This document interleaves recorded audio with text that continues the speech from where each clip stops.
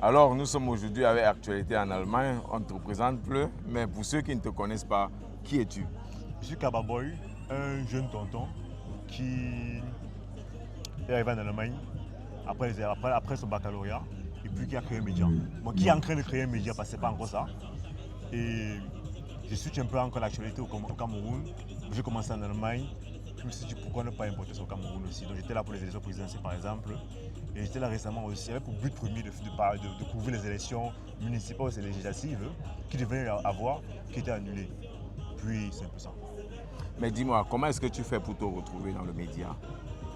Euh, C'est quoi la genèse? Est-ce que dans ta famille, vous avez déjà des générations de journalistes? Comment est-ce que tu fais pour... je crois que tu m'as dit tout à l'heure, tu es venu en Allemagne en tant qu'étudiant. Qu'est-ce qui fait que tu switches d'études en tant qu'IT pour te retrouver dans le média? D'abord, dans la famille, il n'y a pas de personne qui est dans le domaine, ni acteur, ni caméra, plus côté école ou commerçant. Donc, dans les deux domaines, en tout cas, tu vois. Je me suis retrouvé donc à être sur les réseaux à cause de la dépression. Et aussi, la période là, il fallait s'occuper. Il fallait trouver quoi faire, il y avait le travail aussi. Je me suis retrouvé donc à faire les vidéos un peu gauche à droite. Et puis, je me suis dit, les vidéos que je fais n'ont pas trop le sens, c'est pas trop ça. La comédie, je ne sais pas, il faut aller à l'intérieur. J'ai commencé, mais ça ne me va pas. Et j'ai switché maintenant aux interviews. Interviews plus sans caleçon, on va dire comme ça, qui ne sont pas trop utiles à la communauté.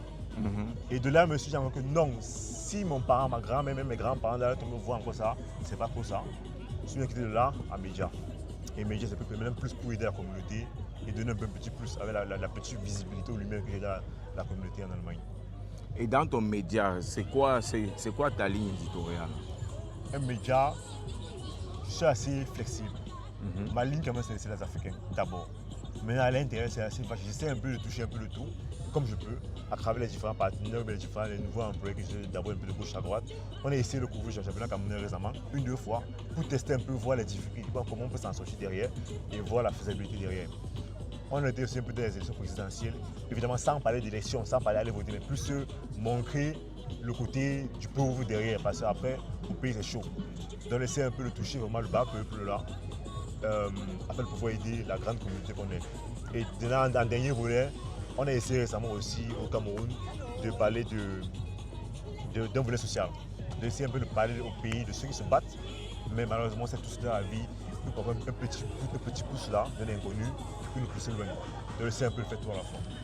Parlant du pays, dernièrement, tu as fait le buzz dans lequel tu expliquais que voilà, le pays d'où il faut rentrer au pays. C'était vraiment du buzz ou bien quel est le message que tu voulais à travers ces différentes vidéos? Qu'est-ce que tu voulais présenter comme message?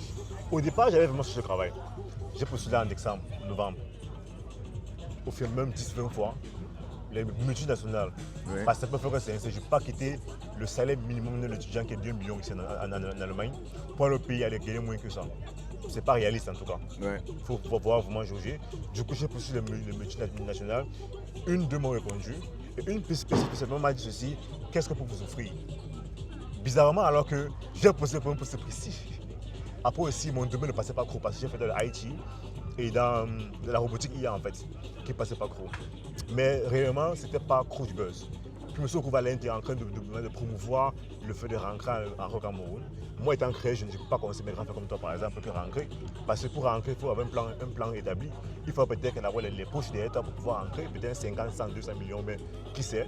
Et déjà dit que bon, est-ce qu'il veut rentrer pour créer une entreprise ou il veut rentrer pour jouer la vie, finir, revenir encore chercher l'argent et repartir encore, tu vois. Et ça aussi. Une autre question, je crois que je t'ai dit, on s'est vu au Maroc pendant la CAN. Ouais. Dernièrement, tu étais au Cameroun. Comment est-ce que tu fais pour financer tout ça? Financer ce média? Je suppose qu'il n'est pas aussi rentable que ça. Comment est-ce que tu fais pour à la fois couvrir tous ces éléments et en même temps aussi vivre? Je ne vis pas, je suis. Qu'est-ce que tu entends par je suis? Je ne joue pas à fond de moi, je ne joue pas à fond de ce que je gagne réellement. Je joue peut-être de 2-3 collaborations, mais pour être sincère aussi. Le Maroc, par exemple, m'a coûté près de 10 000 euros, plus de 10 000 euros en tout cas. les billets d'avion, mon équipe. Il y avait un gars au Maroc qu'on a embauché spécialement, Camerounais qui vivait là-bas. Parce que tu vas dans un nouveau pays, tu ne sais pas et tout et tout. On a embauché un gars là-bas, logement pour le mois en question. Il y en a pris un gars dans le mail, aussi un influenceur aussi là, pour venir avec nous. C'était vraiment un peu sur 2 semaines de préparation. Parce qu'un moment, il n'est pas là pour ça, sincèrement. Un moment, il me disait que ça ne vaut pas la peine. Bizarrement, j'ai vu l'engouement. J'ai dit que bon, pourquoi ne pas, parce que je suis libre comme un exemple là, pourquoi ne pas me sacrifier un peu et aller pousser mon pays. Et aussi parce qu'on avait, je pense au Maroc, on avait un entraîneur en fait, qui est arrivé exactement un peu à la veille de la CAN. Il dit que bon, si l'ancien tonton est parti, le nouveau tonton camerounais, pourquoi ne pas essayer de pousser. J'ai tout fait. Je n'ai pas dans ma famille, dans mes contacts, les journalistes. Du coup, je suis au Maroc mal préparé, ni sans accréditation média. Ce qu'il fallait faire 6 mois avant, par exemple. Le temps que la CAF analyse et valide. Il y a beaucoup de difficultés là. Et je me finance vraiment, c'est vraiment pour la magie. Je ne peux pas expliquer comment j'ai réussi à trouver l'argent pour me financer, mais je jongle. C'est vraiment le jonglage. Je prends une collaboration ici, j'injecte dedans le média, les appareils que tu vois et tout, peut-être sur mon propre salaire, ou les collaborations pour le gauche à droite, ou parfois peut-être les piscines et les concours qui servent. Mais il n'y a pas vraiment une entreprise ou bien un coup derrière moi qui te sponsorise. Exactement. En tout cas, nous te souhaitons un bon vent. Dernière question, dernièrement, tu as lancé un appel d'offres au Cameroun où tu cherchais des collaborateurs sur place. On a toujours l'impression nous qui sommes de la diaspora, on se dit toujours au Cameroun, les gens ne veulent pas travailler parce que quand on a un projet, c'est toujours difficile de trouver les gens qui veulent travailler, qui sont sérieux. Quel a été ton retour d'expérience à travers cette recherche de collaboration? Est-ce que tu es satisfait? C'est 50-50. J'ai eu à faire la vidéo simplement, j'ai reçu plus de 100, 200 demandes.